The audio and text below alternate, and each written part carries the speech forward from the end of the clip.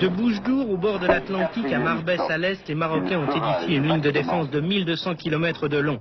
Gardée par 150 000 hommes, elle protège les mines de phosphate de Boukra et les villes d'El Ayoun et Smara.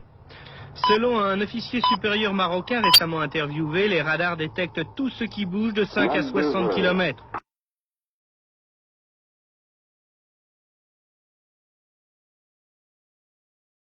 Cantonnés à 20 km du mur, les Sahraouis se sont approchés tôt le matin des positions à attaquer.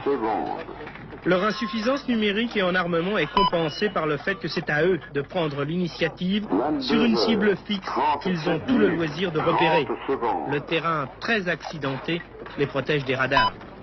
Regardez bien ici, nous voyons les Marocains évoluer de l'autre côté du mur.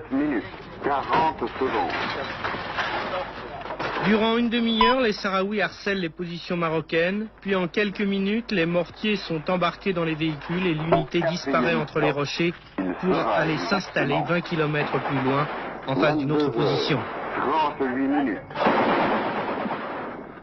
La riposte marocaine est assez précise, mais très souvent, les positions de tir initial sont déjà abandonnées lorsque le tir des obus se localise sur le point d'attaque.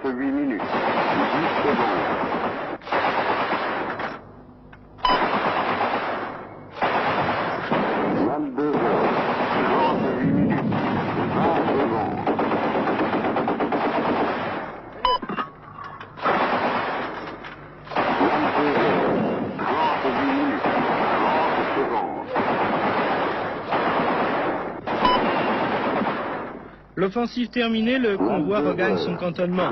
Il reprendra la même opération demain. Cette guerre d'usure, de harcèlement, les Sahraouis sont déterminés à la poursuivre le temps qu'il faudra.